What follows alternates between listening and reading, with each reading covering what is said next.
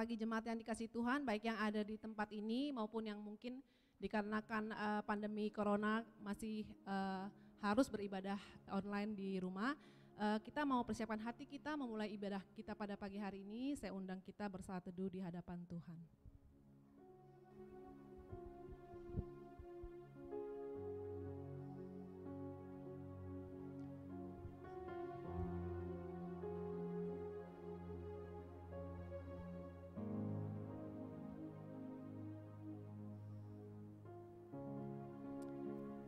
Saat ini kami datang untuk beribadah kepadamu Tuhan.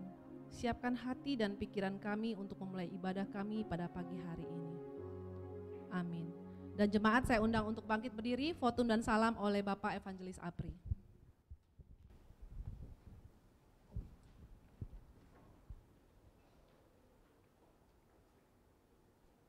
Pertolongan kita adalah di dalam nama Allah yang menjadikan langit dan bumi. Turunlah kiranya berkat-Nya atas kita sekalian. Ibadah ini kami buka di dalam nama Allah Bapa, Allah Anak, dan Allah Roh Kudus. Amin. Amin. Tuhan berada di bait suci-Nya.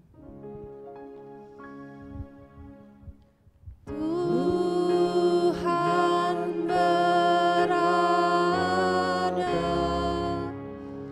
di bait suci.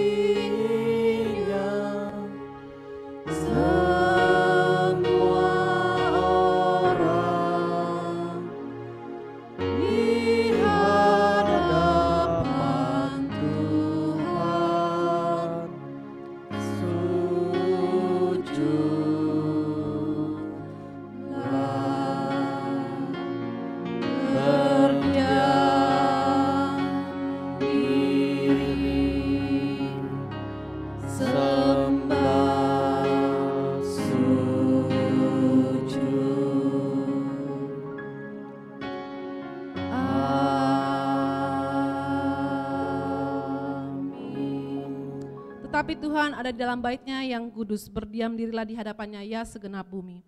Saat ini kembali saya mengundang jemaat sekalian untuk bersama-sama kembali datang kepada Tuhan, mengakui segala dosa-dosa dan pelanggaran kita secara pribadi kepada Tuhan.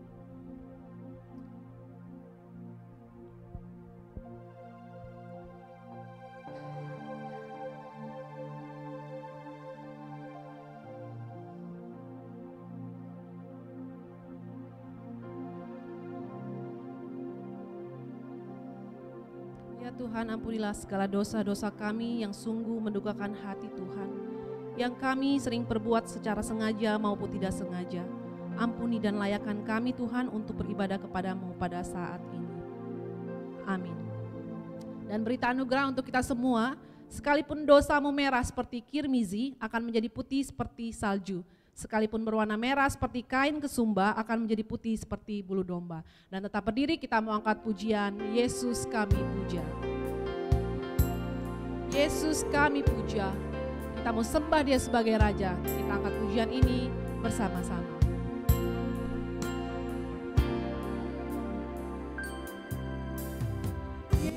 Yesus kami puja. Kami sembah sebagai Raja. Kami sembah sebagai Raja,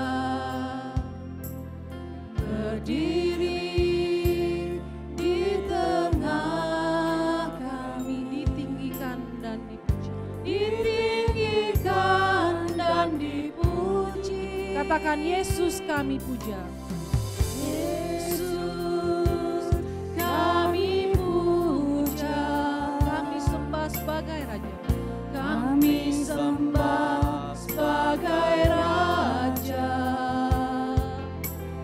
berdiri di tengah kami, ditinggikan dan dipuji. Katakan sembah dan puji penuhi tahta-Mu Tuhan. Sembah dan puji penuhi tahta-Mu. Sembah dan puji penuhi tahta. Sembah dan puji penuhi tahta-Mu. Sembah dan puji penuhi tahta-Mu. Yesus Tuhan.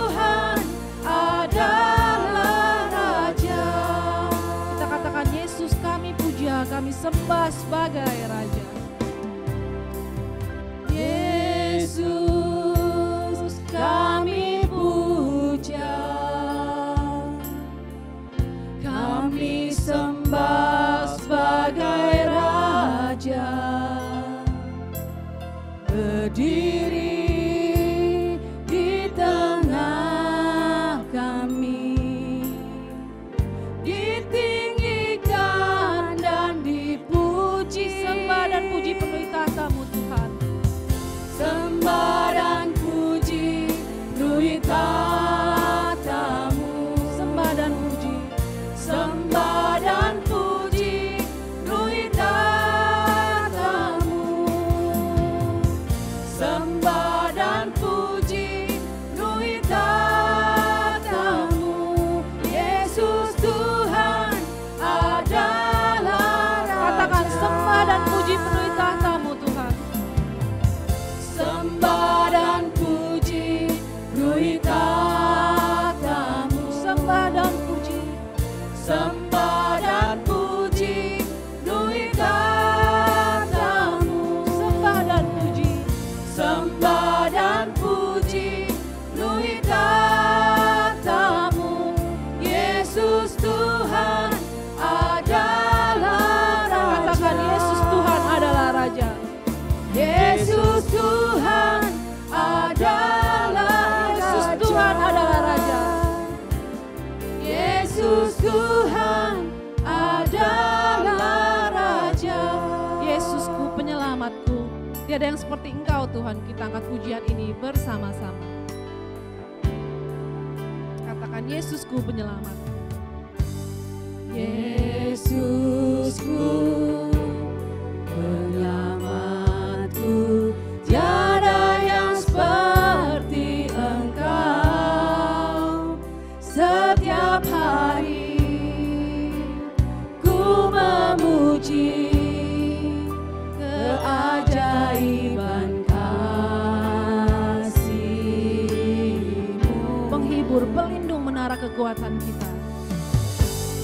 Penghibur, pelindung, menara kekuatan. Biarlah semua yang bernafas tak berhenti menyembah. Katakan nyanyi dan bersoraklah bagi Dia. Nyanyi dan bersoraklah bagi Dia. Pujian, hormat, kuasa bagi Raja. Gunung tunduk, laut bergelora, mendengar nama-Mu.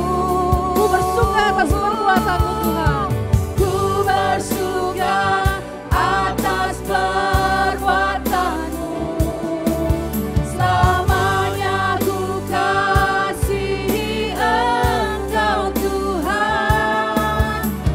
Tiada janji seperti yang ada pada. Nyanyi dan bersoraklah bagi Dia, jemaat. Mari kita angkat pujian ini. Nyanyi dan bersoraklah bagi Dia. Nyanyi dan bersoraklah bagi Dia. Pujian, hormat, kuasa bagi Raja. Pujian, hormat, kuasa bagi Raja. Gunung tunduk, laut bergelora, mendengar nama-Mu. Ku bersuka atas perbuatan. Ku bersuka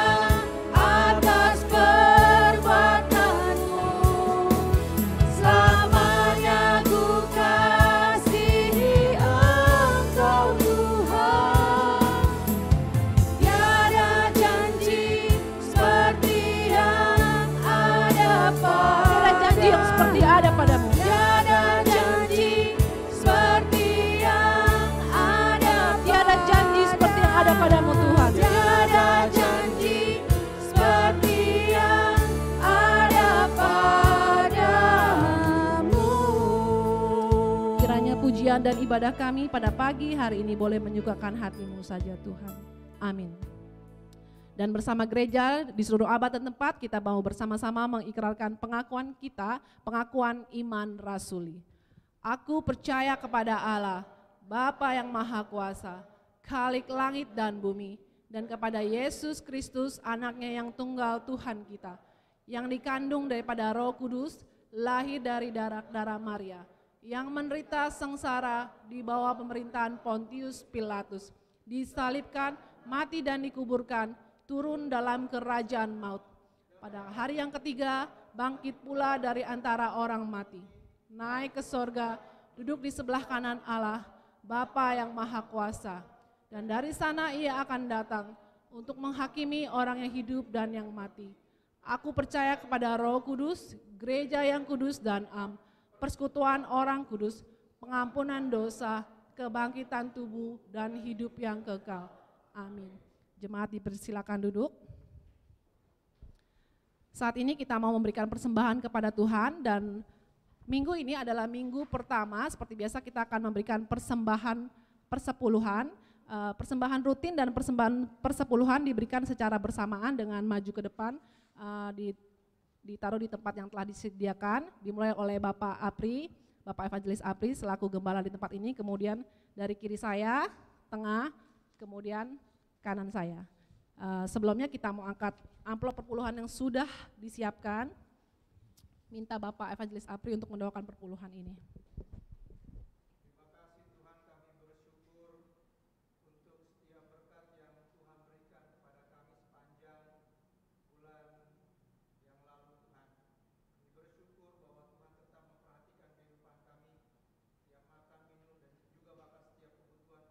Kehidupan kami Tuhan cukupkan ya Bapa. Terima kasih, dan pada hari ini kami juga bersyukur karena diberikan kesempatan untuk memberikan 1/10 dari setiap berkat yang sudah kami terima, yang semuanya juga bersumber daripada Engkau Tuhan.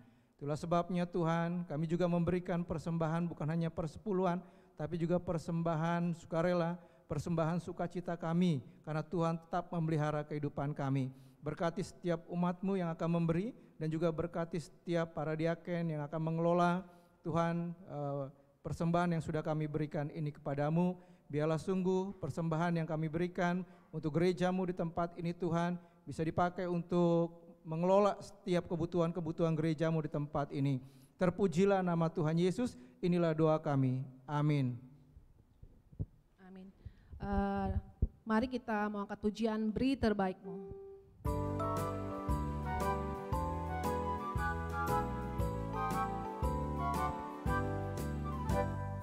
Dengar seruannya, beri terbaik-Mu, rendah atau tinggi Dia melihat, kerja semampu-Mu tak menuntut, tak perlu dipuji Dia yang tahu, semua kerja diberkatinya, Dia mau kita berhati sungguh, meski yang kau mampu tak berarti, melayanilah Dia sekuat-Mu.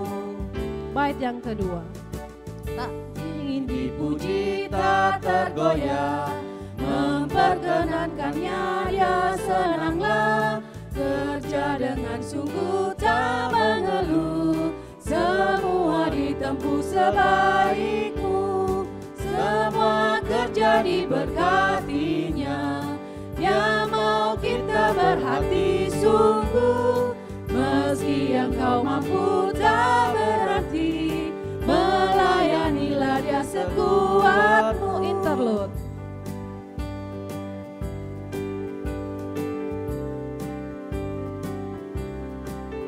Bait yang ketiga, kita angkat pujian ini. Hari kan berlalu dengan pesat, bekerjalah cepat Dia akan uji, tak kala Dia datang damai senang, ada pahala sedang menunggu, kerja diberkatinya, Dia mau kita berhati sungguh, meski yang kau mampu tak berarti, melayanilah Dia sekuat-Mu. Jemaat diundang bangkit berdiri, kita akan mendoakan persembahan kita. Ya Tuhan, saat ini kami membawa persembahan persepuluhan kami.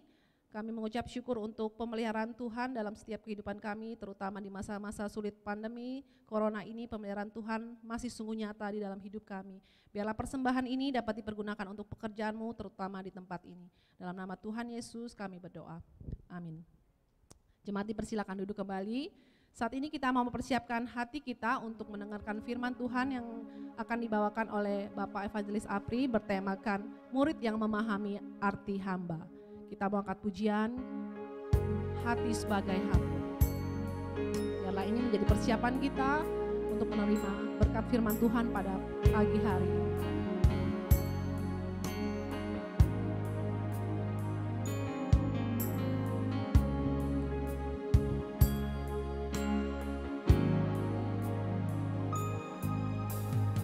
Ku tak membawa apapun juga saat ku datang ke dunia. Ku tinggal semua pada akhirnya saat ku kembali ke surga. Inilah yang kupunya, hati sebagai hamba Tuhan. Inilah yang ku punya, hati sebagai hamba yang mau taat dan setia padamu Bapa. Kemana akan ku bawa hati yang menyembah dalam roh dan kebenaran sampai selamanya. Ku tak membawa apapun juga. Kita angkat pujian ini sekali lagi. Ku tak membawa apapun juga saat ku datang ke dunia. Ku tinggal semua Tuhan. Ku tinggal semua pada akhirnya saat ku kembali ke surga. Katakan, inilah yang kami punya, hati sebagai hamba. Inilah yang ku punya, hati sebagai hamba yang mau taat dan setia padamu Bapa. Kemanapun ku bawa hati yang menyembah dalam roh dan kebenaran sampai selamanya. Inilah yang kami punya, hati sebagai hamba. Inilah yang ku punya, hati sebagai hamba yang mau taat dan setia padamu Bapa. Kemanapun ku bawa hati yang menyembah dalam roh dan kebenaran, Dalam roh dan kebenaran sampai selamanya. dalam roh dan kebenaran sampai selamanya. Dalam roh dan kebenaran. Dalam roh dan kebenaran sampai selamanya. Kepada Pak Apri saya persilakan.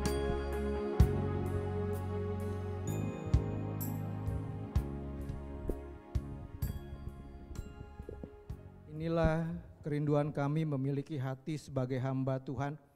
Dan itu yang menjadi tema sepanjang bulan Agustus ini, supaya kami boleh memahami bahwa kami ini adalah hamba dan Tuhan Yesus adalah Tuhan dalam kehidupan kami. Itulah sebabnya sebagai hamba kami harus melayani Engkau Tuhan. Terima kasih kami sudah memuji Tuhan dan meninggikan nama Tuhan. Dan biarlah setiap pujian sampai ke hadirat Tuhan boleh menyukakan dan menyenangkan hati Tuhan. Dan sebentar kami siapkan hati kami untuk mendengarkan kebenaran firman-Mu. Berkati setiap umat-Mu yang akan mendengar maupun hamba-Mu yang akan menyampaikan kebenaran firman Tuhan. Di dalam nama Tuhan Yesus kami telah berdoa dan mengucap syukur kepada-Mu. Amin. Shalom. Ya, Bapak Ibu Saudara yang terkasih dalam Tuhan Yesus Kristus, kita buka Alkitab kita dulu. dalam Lukas pasal 17. Lukas pasal 17 ayat 7 sampai dengan yang ke-10.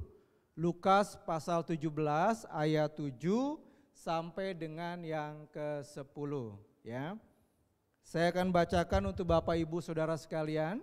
Bapak Ibu tetap memperhatikan membuka Alkitabnya, baik Alkitab yang manual, yang konvensional maupun yang sudah digital enggak apa-apa ya. Tuan dan hamba, siapa di antara kamu yang mempunyai seorang hamba yang membajak atau menggembalakan ternak baginya, akan berkata kepada hamba itu setelah ia pulang dari ladang, mari segera makan. Bukankah sebaliknya, ia akan berkata kepada hamba itu, sediakanlah makananku, ikatlah pinggangmu dan layanilah aku sampai selesai, aku makan dan minum. Dan sesudah itu engkau boleh makan dan minum. Adakah ia berterima kasih kepada hamba itu? Karena hamba itu telah melakukan apa yang ditugaskan kepadanya. Demikian jugalah kamu, apabila kamu telah melakukan segala sesuatu yang ditugaskan kepadamu, hendaklah kamu berkata, kami adalah hamba-hamba yang tidak berguna. Kami hanya melakukan apa yang kami harus lakukan ya. Bapak Ibu, temanya sepanjang bulan Agustus ini adalah murid yang melayani. Ya, sekali lagi saya katakan kepada kita semua, tema sepanjang bulan Agustus ini adalah murid yang melayani. Kalau kemarin bulan Juli temanya apa? Sepanjang bulan Juli adalah tentang murid yang berdiakonia. Nah, Bapak Ibu Saudara yang terkasih dalam Tuhan Yesus, apa yang terbersit di dalam pikiran kita ketika kita mendengar kata melayani? Ya, ketika kita mendengar kata melayani, apa yang terbersit di dalam pikiran kita?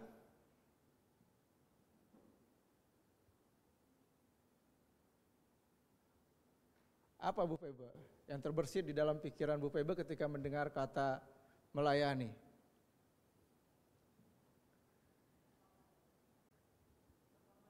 Berkorban.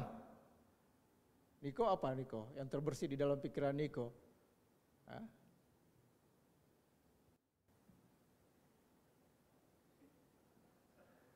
Apa? Kata melayani langsung terbersit di dalam pikiran kita, berkorban. Gitu.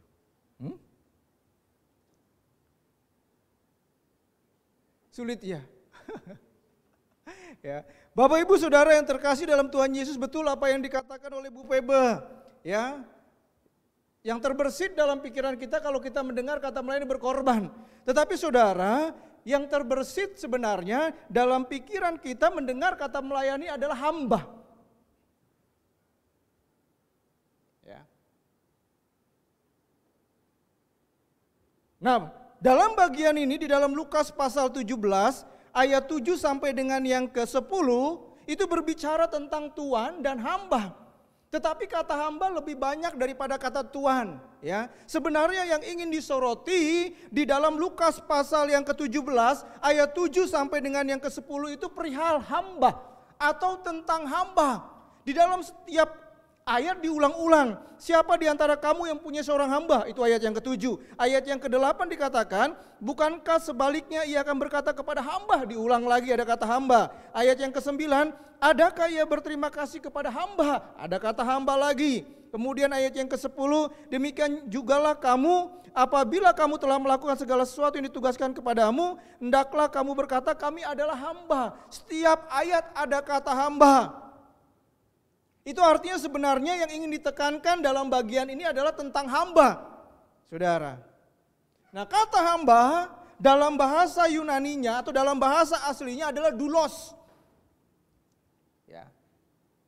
Kalau dalam Alkitab kata hamba itu ada dua bahasanya. Eretian itu artinya buruh harian.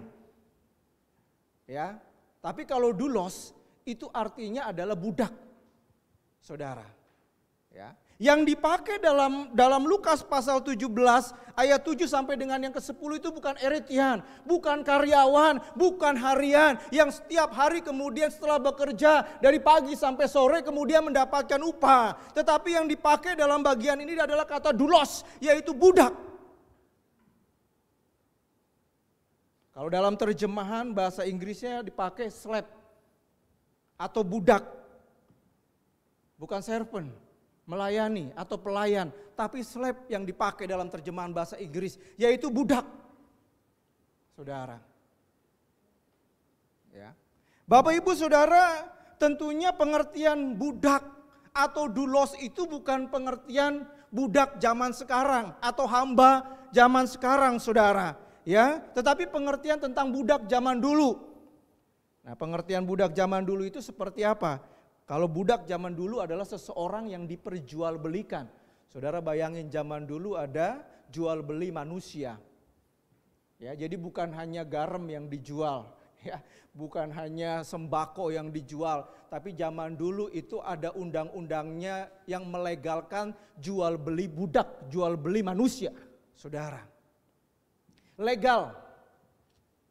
Ya. Apakah zaman sekarang ada jual beli manusia? Perdagangan manusia yang seringkali disebut sebagai human trafficking. Tetapi tidak dilegalkan. Ya, ada hukumnya, ada undang-undangnya. Kalau seseorang kemudian menjual manusia, ya, human trafficking dan hukumannya itu berat, Saudara. Tapi zaman dulu itu legal. Manusia kemudian diperjualbelikan, ada orang kaya kemudian membeli seseorang, Saudara, untuk kemudian dijadikan budak. Pada zaman dulu itu adalah legal. Kemudian budak itu bukan hanya seseorang yang diperjualbelikan, Saudara, tetapi budak itu adalah seseorang yang terikat. Kalau sudah dibeli ada kontraknya, ada masanya.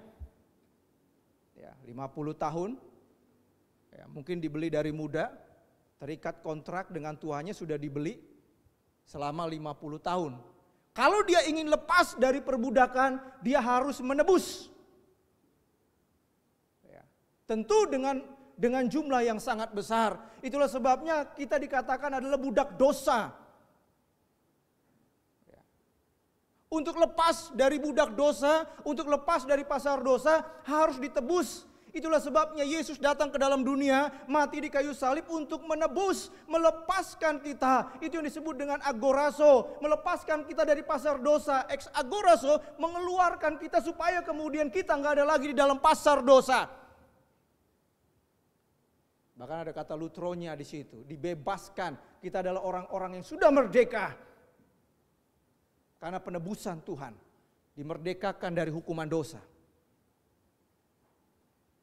Ya. Dan Bapak Ibu Saudara yang terkasih dalam Tuhan Yesus Kristus, bahkan dalam perjanjian lama, ya, kalau seorang budak sebenarnya sudah nggak terikat, ya, sudah selesai dia terikat dengan tuannya selama 50 tahun, tetapi kemudian dia tidak mau melepaskan dirinya untuk kemudian keluar menjadi orang merdeka, tetap mau menjadi budak.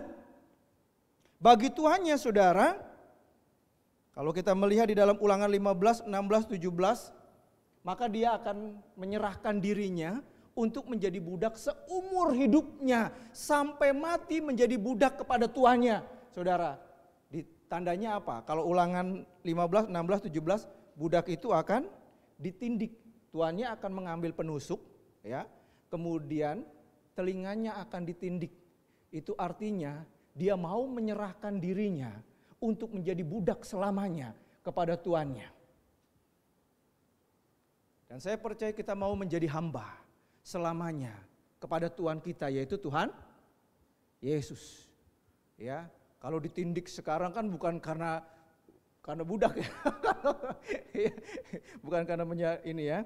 Nah, kemudian Saudara, budak pada zaman dulu itu dimasukkan sebagai daftar kekayaan. Jadi kalau orang zaman sekarang kekayaannya itu daftar kekayaannya berapa rumah yang dimilikinya, ya kan? Berapa rekening tabungan, yang berapa jumlah uang dalam rekening tabungan yang dimilikinya, saudara. Kalau zaman dulu orang itu orang itu disebut kaya, itu bisa dilihat berapa banyak domba yang dimilikinya, berapa banyak ternak yang dimilikinya, berapa banyak ladang yang dimilikinya, dan kemudian berapa banyak budak yang dimilikinya. Itulah yang menentukan kasta seseorang pada zaman dulu. Itulah yang menentukan apakah orang itu bisa disebut kaya atau tidak. Termasuk salah satunya adalah berapa banyak budak yang dimilikinya. Kalau saudara lihat di dalam Ayub pasal 1, ya dijelaskan Ayub adalah orang yang terkaya. Dijelaskan di situ berapa ribu domba yang dimilikinya, berapa ribu kambing yang dimiliki, dan kemudian di situ dijelaskan di dalam Ayub pasal 1 ayat 3 disebut orang terkaya karena memiliki budak-budak dalam jumlah yang sangat besar. Saudara bayangin kalau dia punya budak yang sangat besar, berapa luas peternakannya, berapa luas ladang yang dimilikinya, dan berapa luas rumah yang dimilikinya sampai harus memiliki budak yang begitu banyak. Berapa aset, harta kekayaan yang dimiliki oleh Ayub, saudara. Ya. Nah, Bapak Ibu Saudara yang terkasih, setidaknya ada dua hal yang kita perlu pahami tentang budak atau tentang hamba dalam bagian ini. Dalam Lukas pasal 17 ayat yang ke-7 sampai dengan yang ke-10, yang pertama, budak itu yang perlu kita pahami melayani tuannya. Ya. Tadi dikatakan apa yang terbersit ketika kita mendengar tentang melayani, yaitu budak, ya. Saudara lihat dengan cara bagaimana seorang budak melayani tuannya. Di situ dikatakan di dalam ayat yang ke-7, seorang budak melayani tuannya dengan bertanggung jawab mengelola semua aset yang dimiliki oleh tuannya. Coba saudara lihat, perhatikan ayat yang ke-7. Siapa di antara kamu yang mempunyai seorang hamba yang membajak atau menggembalakan ternak baginya? Saudara, semua aset yang dimiliki tuannya gak usah lagi dikerjakan oleh tuannya, tapi semua aset yang dimiliki tuannya harus dilakukan oleh budak, saudara. Jadi tuannya tinggal ongkang-ongkang kaki aja. Semuanya, saudara, dikerjakan oleh budak. Rumah, kebersihan rumah, semua dilakukan. Nggak usah lagi dilakukan oleh istri atau tuan itu. Ya. Ladang mungkin hanya tinggal memantau saja. Ternak tinggal memantau berapa jumlah yang dimiliki, kurang atau tidak, bertambah atau gimana, saudara. Ya. Seorang budak melayani tuannya, mengelola semua aset yang dimiliki tuannya. Saudara, budak itu bukan pemilik, ya, bukan owner, tapi budak itu adalah pengelola. Ya. Saudara, kita ini adalah hamba Tuhan. Kita ini bukan pemilik dari segala yang kita miliki, bahkan, saudara, yang kita punya. Kita ini hanya pengelola, saudara. Ya. Owner dari setiap aset yang kita miliki itu adalah Tuhan. Bukan kita. Ya. Kalau kemudian kita mau punya mobil, punya rumah, itu pemberian.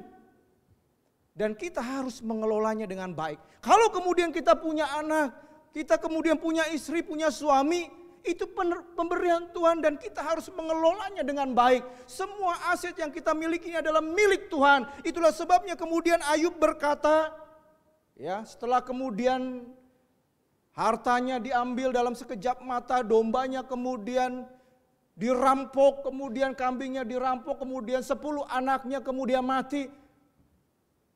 Dalam jangka waktu yang sama, saudara, habis semua yang dimilikinya. Kemudian Ayub berkata, saudara, dalam Ayub pasal yang pertama, ayat yang ke-21, Ayub mengakui bahwa semuanya adalah pemberian Tuhan. Tuhan yang memberi, Tuhan yang mengambil, terpujilah nama Tuhan.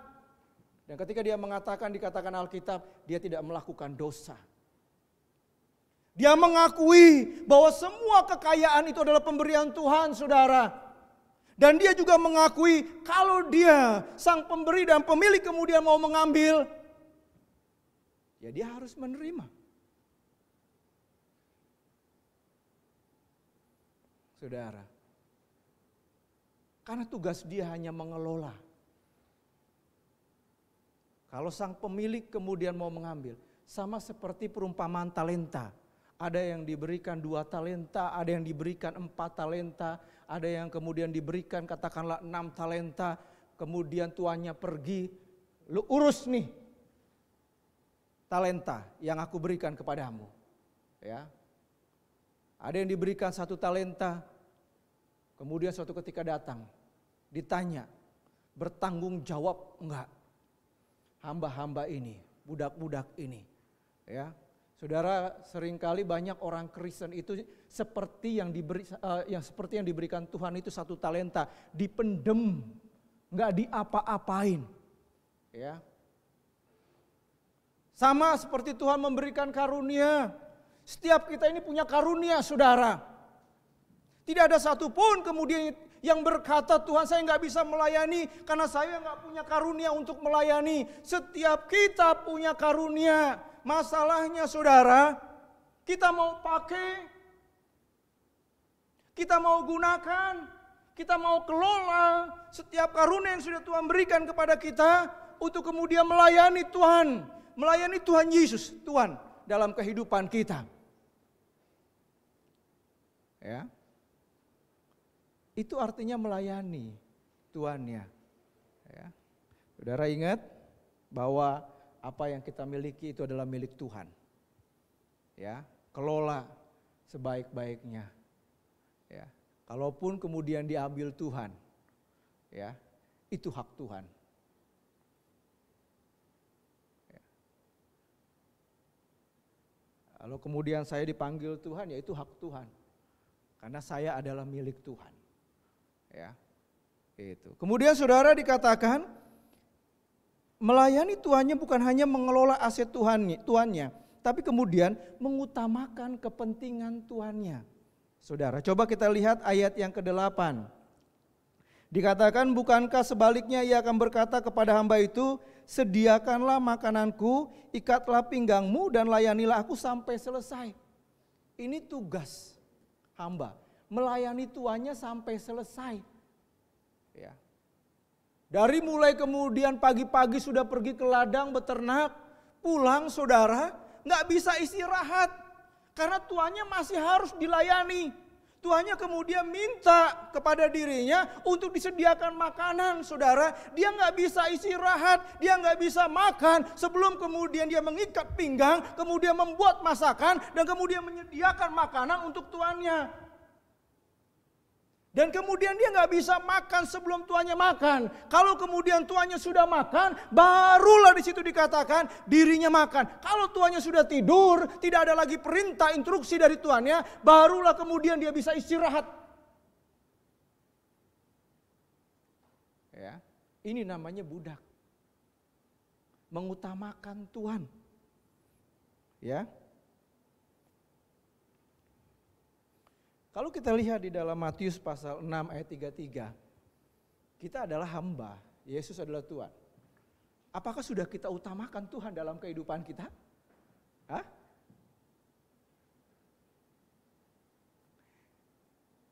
Pertanyaannya, kita dulu makan baru Tuhan makan, terbalik kita. Ya kan? Seringkali Yesus jadi budak, kita jadi Tuhan dalam hidup ini. Kenapa? Orang percaya penempatannya ini berbeda, terbalik dengan zaman dulu, orang percaya zaman sekarang. Seringkali Yesus yang jadi budak kita. Itulah sebabnya kita mau terus dilayani 24 jam oleh Tuhan. Ketika kita butuh ini, Tuhan harus layani aku. Ketika kemudian kita butuh ini, Tuhan layani aku. Terbalik ini konsepnya. Ya kan? Yesus dulu yang harus dilayani. Bahkan harus sampai selesai. Itu pengertian tentang hamba. Kalau tuannya belum tidur, dia nggak bisa tidur. Kalau tuannya belum makan, dia nggak bisa makan. Ya.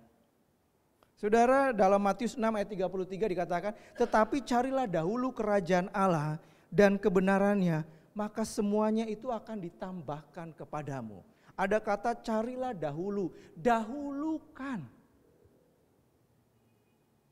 Tuhan, ya. Dahulukan kerajaan Allah dan kebenarannya. Makanya seringkali saya katakan ya, apa yang dicari orang pagi, siang, petang, malam apa?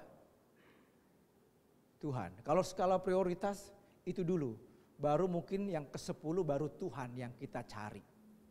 Betul? Apa prioritas? Kalau urutan prioritas 1 sampai 3. Urutan pertama apa yang kita cari? Apa yang kita dahulukan dalam hidup ini? Tuhan nomor berapa? Hah? Makanya ketika kita mencari yang kita dahulukan itu adalah makan, minum, pakaian, uang. Enggak pernah ada puasnya. Dan selalu khawatir. Itu yang ada. Matius pasal 6 itu kan berbicara tentang kekhawatiran. Padahal orang sudah mati-matian dari pagi mencari uang. Padahal orang sudah mati-matian dari bangun tidur kemudian mandi langsung pergi untuk mencari uang, untuk mencari makan, untuk mencari minum. Tetapi kemudian Matius 6 ayat 33. Matius 6 itu berbicara tentang kekhawatiran. Masih aja kurang, masih aja khawatir dan gak puas dalam hidupnya, saudara. Gak ada kepuasan batin ketika kita mendahulukan itu dalam kehidupan kita, saudara. Tetapi kemudian ketika kita mendahulukan kerajaan Allah dan kebenarannya, seberapapun yang kita terima hari itu kita akan mengucap syukur kepada Tuhan. Dan bahkan dikatakan, coba buktikan saja. Tetapi carilah dahulu kerajaan Allah dan kebenarannya, maka semuanya itu akan ditambahkan. Kata semuanya itu apa sih? Di situ kan berbicara tentang semuanya itu makan, minum, pakaian dikatakan. Ya kan? Gitu. Coba buktikan ketika kita mencari dahulu kerajaan Allah. Ya, pasti orang yang mengutamakan Tuhan tidak akan pernah khawatir. Bahkan dikatakan di dalam ayat yang ke-32 Matius 6. Apa yang kamu cari itu, yang kamu khawatirkan, Tuhan tahu, Bapamu di surga tahu. Dikatakan. Ya, ini konsep hamba, saudara. Hamba itu melayani tuannya, jangan dilayani. Terbalik kita ini, ya.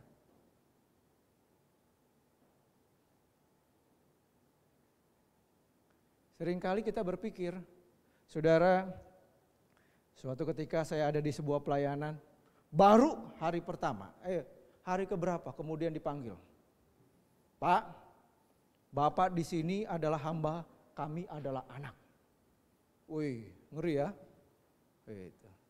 Langsung saya bilang, iya saya hamba, tapi hamba Tuhan bukan hamba kalian, saya bilang. Anda mau terima saya?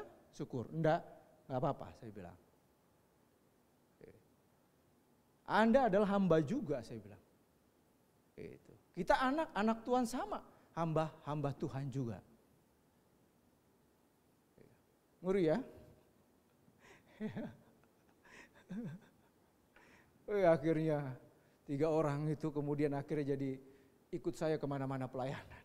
Kalau saya pelayanan keluar mereka ikut, saya bilang. Saya datang ke tempat ini bukan jadi hamba kalian, saya bilang. Tapi hamba Tuhan, saya bilang. Dan kalian juga adalah hamba Tuhan. Sama kita di mata Tuhan. Kalian anak Tuhan, saya anak Tuhan. Ya. Ini yang jangan terbalik, jangan kita dilayani. Ya. Makanya melayani lebih sungguh. Melayani lebih sungguh. Tuhan lebih dulu, ya kan? Melayani kepada Tuhan. Pernah jadi hamba enggak? Pernah? Dalam Filipi dikatakan Tuhan pernah menjadi hamba, ya. Kemudian saudara yang kedua, ada 2 hal yang perlu kita pahami tentang hamba. Yang pertama melayani tuannya, kemudian yang kedua merendahkan dirinya.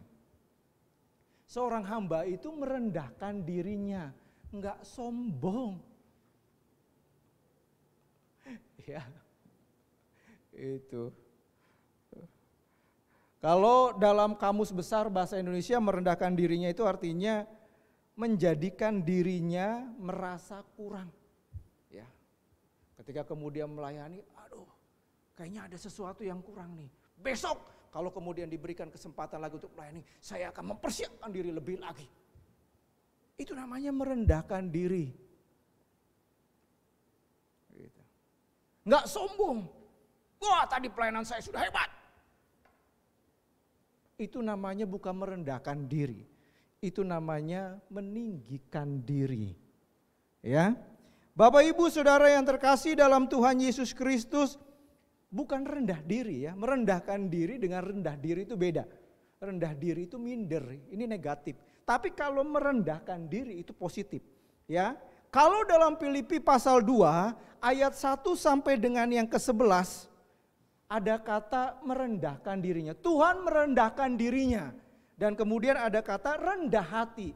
Nah rupa-rupanya kata merendahkan dirinya dan rendah hati dalam Filipi pasal 2 ayat 1 sampai dengan yang ke-11 itu adalah sinonim. Memakai kata yang sama saudara. Jadi merendahkan diri itu sama dengan rendah hati. Bukan rendah diri. Ya, itu. Kalau lihat dalam Filipi pasal 2 ayat 1 sampai 11. Kata merendahkan diri itu sama dengan rendah hati. Saudara belajar merendahkan diri dari Tuhan kita langsung. Ya, dari Tuhan Yesus Kristus. Yesus yang adalah hamba dikatakan. Yesus yang adalah Allah katanya. Ya, coba kita lihat deh. Filipi pasal 2. Filipi pasal 2 ayat yang ke-6 sampai dengan yang ke-7. Coba kita baca bersama-sama. Filipi 2 ayat 6 sampai dengan yang ke-7. 1, 2, 3. Yang walaupun dalam rupa Allah tidak menganggap kesetaraan dengan Allah itu sebagai milik yang harus dipertahankan, melainkan telah mengosongkan dirinya sendiri dan mengambil rupa seorang hamba dan menjadi sama dengan manusia, dan dalam keadaan sebagai manusia ia telah merendahkan dirinya dan taat sampai mati, bahkan sampai mati di kayu salib saudara. Yesus memberikan teladan tentang kehambaan saudara dalam bagian ini. Di situ dikatakan bahwa dia yang adalah Allah kemudian telah mengosongkan dirinya, bahkan kemudian mengambil rupa seorang hamba dan menjadi sama dengan manusia saudara. Menjadi sama dengan manusia itu sudah merendahkan dirinya saudara. Tapi di situ dikatakan nggak cukup. Yesus kemudian menjadi sama dengan manusia, tetapi kemudian di situ dikatakan dia menjadi seorang hamba. Ketika dia menjadi hamba dia nggak menjadi raja, tetapi di situ dikatakan menjadi hamba. Ketika dia menjadi manusia, dia tidak menempatkan dirinya saudara menjadi raja, tetapi di situ dikatakan dia merendahkan dirinya sedemikian rupa kemudian menjadi hamba. Yesus aja sampai begitu merendahkan dirinya. Tapi seringkali banyak orang kaya orang Kristen ini nggak mau merendahkan diri, tapi justru meninggikan diri, saudara, ya, dan menyombongkan diri. Saudara kita lihat dalam ayat yang kita kembali lagi ke dalam Lukas pasal 17 ayat yang ke-9 sampai dengan yang ke-10. Ciri-ciri hamba yang merendahkan dirinya itu seperti apa? Lihat ayat yang ke-9 dikatakan, adakah ia berterima kasih kepada hamba itu? Lihat saudara, ini ciri-ciri hamba yang merendahkan dirinya. Setelah dia melayani Tuhannya, dia tidak mengharapkan terima kasih. Ya. Meskipun dia sudah bekerja dari pagi, bahkan kemudian sampai larut malam, meskipun dia sudah membajak ladang milik tuannya, meskipun kemudian dia mengembalakan ternak milik tuannya, sudah pulang dia sudah capek, kemudian diperintah lagi oleh tuannya untuk menyediakan makanan baginya, kemudian dia masak menyediakan saudara, bahkan di situ dikatakan Tuhan itu nggak berterima kasih saudara. Seorang hamba yang merendahkan dirinya nggak butuh ucapan terima kasih setelah dia melayani tuannya. Bagi dia menjadi hamba, menjadi budak itu adalah panggilan hidupnya. Ketika dia melayani Tuhannya itu sudah satu kebanggaan bagi dirinya. Gak perlu setiap pelayanan dia kemudian harus dipuji-puji. Gak perlu. Itu namanya seorang hamba yang merendahkan diri. Nggak butuh pujian. Tapi ketika dia melayani Tuhannya, itu merupakan sebuah kebanggaan yang luar biasa. Saudara, ya. Ia tidak peduli dengan namanya pujian, ia tidak peduli yang namanya tepuk tangan, ia tidak peduli dengan yang namanya ucapan terima kasih. Kalau dalam pelayanan kita mengharapkan yang namanya pujian, saudara, dari manusia. Ya, perhatikan baik-baik. Kalau dalam pelayanan kita mengharapkan pujian, ya, sesungguhnya kita tidak sedang melayani Tuhan, tetapi kita sedang melayani diri sendiri. Ya. Kalau kemudian kita melayani mengharapkan pujian, saudara, orang kemudian mengatakan, wah hebat pelayananmu, hebat khotbahmu, hebat tadi ketika engkau kemudian jadi WL, jadi singer kemudian dan sebagainya, saudara. Itu yang kita harapkan dalam sebuah pelayanan yang kita lakukan. Saudara, sesungguhnya kita tidak sedang melayani Tuhan, tapi kita sedang melayani dirinya. Bahkan seorang hamba rela menderita untuk Tuhannya.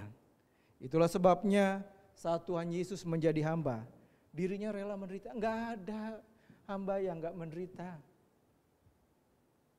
Ya. Yesus ketika kemudian menjadi manusia dan menjadi hamba, dirinya pun menderita. Makanya ada yang mengatakan untuk keselamatan Tuhan yang sudah bayar di kayu salib. Tapi untuk menjadi hamba harus ada harga yang dibayar. Ada pengorbanan tadi yang harus dikeluarkan. Ada harga yang harus kita bayar untuk menjadi budak, untuk menjadi hamba. Ya.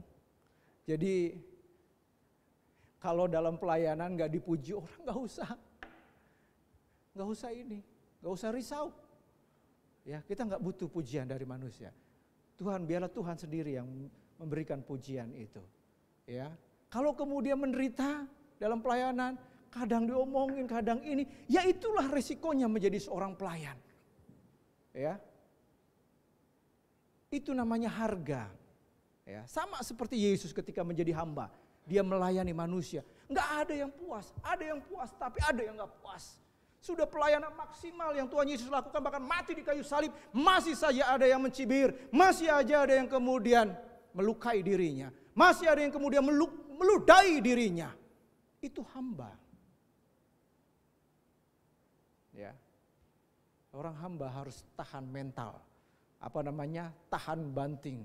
Punya mental baja dalam pelayanan. Ya. Kemudian saudara, ciri-ciri hamba yang merendahkan dirinya terakhir, kami adalah dikatakan dalam ayat yang ke-10. Kami adalah hamba-hamba tidak berguna, dikatakan. Ayat 10. Demikian jugalah kamu, apabila kamu telah melakukan segala sesuatu yang ditugaskan kepadamu, hendaklah kamu berkata, kami adalah hamba-hamba yang tidak berguna. Kami hanya melakukan apa yang kami harus lakukan. Saudara lihat. Padahal hamba ini telah melayani Tuhannya sampai selesai dikatakan. Ya, padahal hamba itu telah melakukan semua tugas yang diperintahkan. Tidak ada satu tugas pun yang tidak dikerjakan oleh hamba itu. Semuanya diselesaikan dengan baik, saudara. Ya. Tapi kemudian dirinya masih merasa kami hamba-hamba yang tidak berguna. Ya, bukan kemudian hamba-hamba yang mengatakan kalau saya nggak dipakai, wah gereja itu nggak akan maju. Saudara, Tuhan Alkitab mengatakan kalau kita nggak mau dipakai pun Tuhan bisa memakai batu untuk kemudian melayani Dia. Yang rugi bukan Tuhan kalau kita nggak mau dipakai dalam pelayanan. Yang rugi adalah diri kita sendiri. Jangan dipikir kemudian kalau nggak ada kita, kalau nggak ada saya, gereja GKP ini kemudian nggak akan berjalan. Enggak, Tuhan bisa pakai batu untuk melayani. Itu. Jangan kemudian kita berpikir kalau nggak ada saya nggak akan maju tuh gereja. Enggak, Tuhan bisa pakai siapapun juga untuk melayani.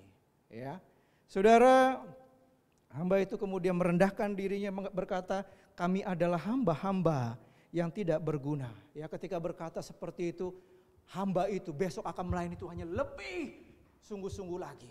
Dia mengevaluasi dirinya, saudara.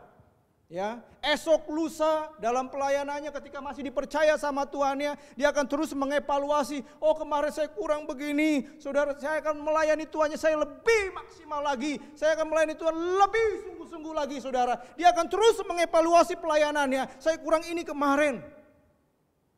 Lebih sungguh-sungguh lagi mempersiapkan diri, ya. Saudara, ini juga penting. Ya, seorang hamba itu jangan tuannya dulu datang, baru kemudian hambanya datang.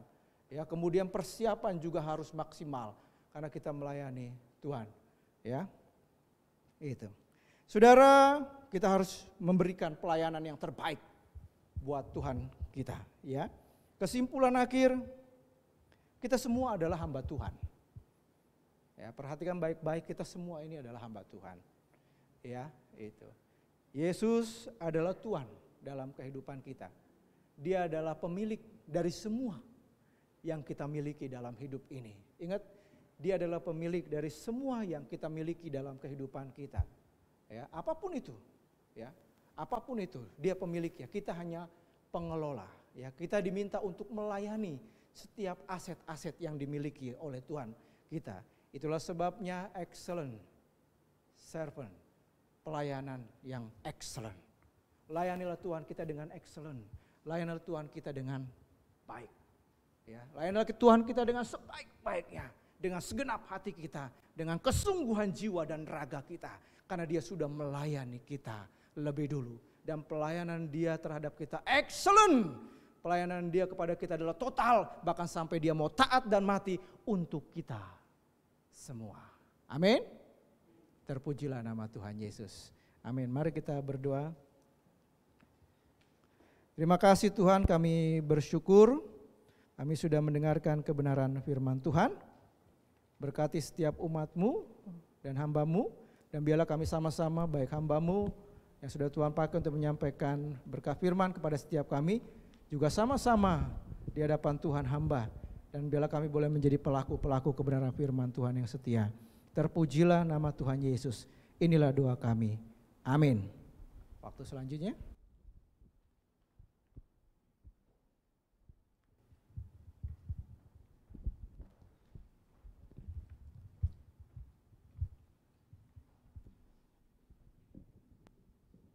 Ya, terima kasih untuk firman Tuhan yang tadi disampaikan oleh Bapak Evangelis Apri. Jemaat saya undang bangkit berdiri, kita mau mengakhiri ibadah kita pada pagi hari ini, kita angkat pujian doksologi.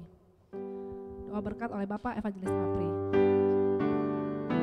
Bapa Putra, puji Allah Roh Kudus, ketiganya yang esa, mohon selamat sumber berkat. Amin.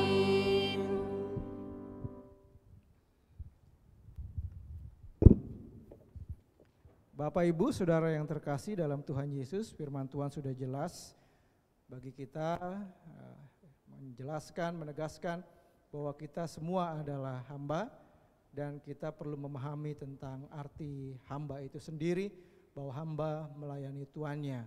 Tuhan kita adalah Tuhan Yesus, itulah sebabnya layanilah Tuhan Yesus dengan segenap hati kita.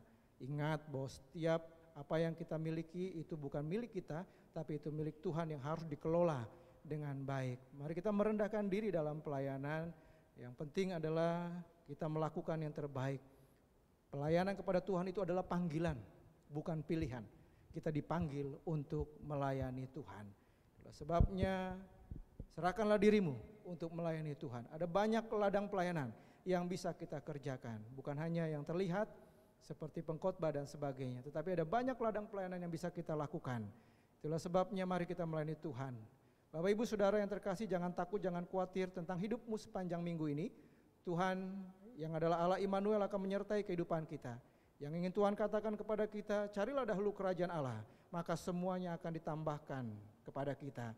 Orang yang mencari dahulu kerajaan Allah tidak akan pernah khawatir tentang apapun juga, makan, minum, dan pakaian. Karena Tuhan Bapa kita di surga tahu apa yang menjadi kebutuhan kita, bukan tahu apa yang menjadi keinginan kita. Kebutuhan yang Tuhan tahu pasti akan cukupkan kepada kita. Itulah sebabnya Bapak Ibu, pulanglah dari tempat ini dan arahkanlah hatimu kepada Tuhan dan terimalah berkat yang daripadanya. Biarlah berkat di dalam Allah Bapa, Sang Pencipta langit dan bumi dan Pencipta kita, kasih karunia dan anugerah yang sempurna dari Tuhan Yesus Kristus, pimpinan kasih, penghiburan dan pertolongan dari Allah Roh Kudus akan terus memberkati kehidupan kita mulai pagi hari ini sampai Maranatha. Yesus datang untuk kali yang kedua menjemput kita sebagai saleh-salehnya. Yang percaya sama-sama katakan amin.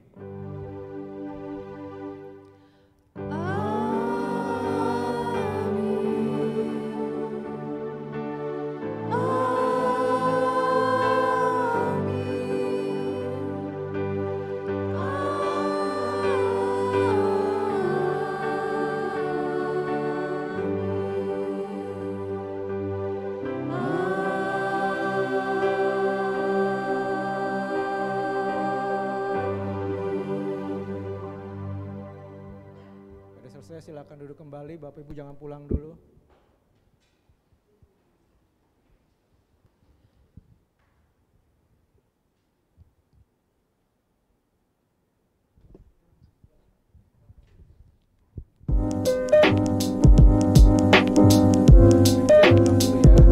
G1000 setulus hati dalam memberi, ringan dalam melakukannya, buat sesama yang membutuhkannya. Gerakan dari kita, oleh kita, dan untuk kita. Kalau bukan kita, siapa lagi? Mari kita menjadi murid yang berdiakonia.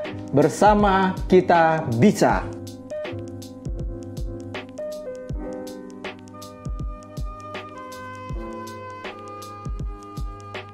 Ya, udah siap-siap untuk berangkat? Ya. Bukunya udah masukin semua? Matematika? Bahasa Inggris?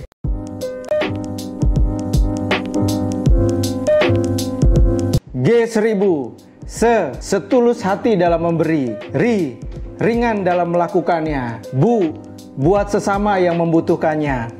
Gerakan dari kita, oleh kita, dan untuk kita. Kalau bukan kita, siapa lagi? Mari kita menjadi murid yang berdiakonia. Bersama kita bisa.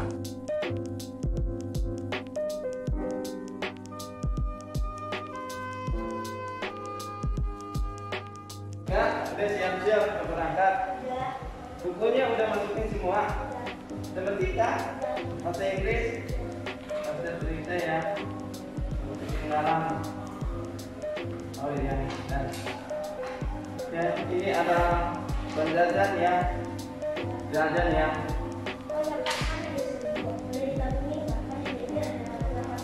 Oh iya, boleh kan?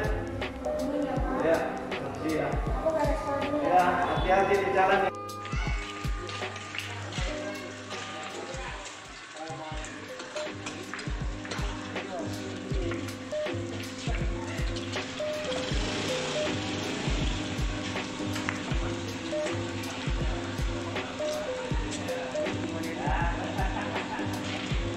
Ini kan ada 1000 lagi.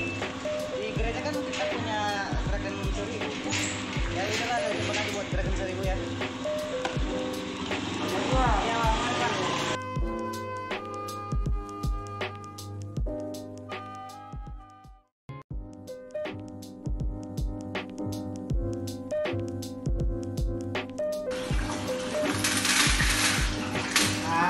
Di belanjaan nanti udah sisa deh, bisa buat nabung gerakan 1000 rupiah nih.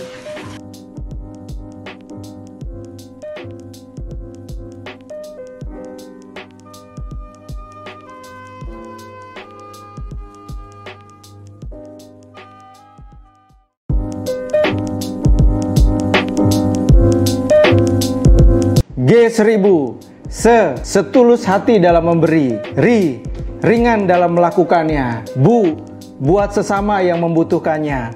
Gerakan dari kita, oleh kita, dan untuk kita. Kalau bukan kita, siapa lagi? Mari kita menjadi murid yang berdiakonia. Bersama kita bisa.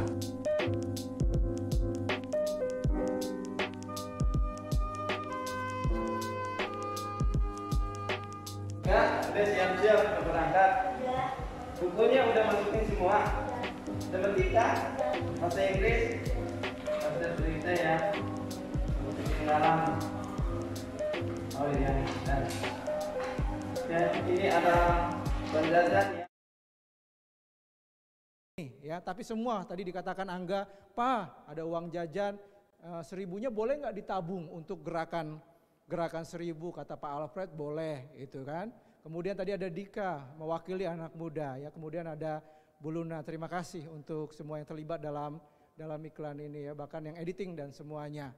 Itu. Jadi ini gerakan 1.000 diakonia. Jadi tekniknya mungkin gampang Bapak Ibu, ini minimal ya.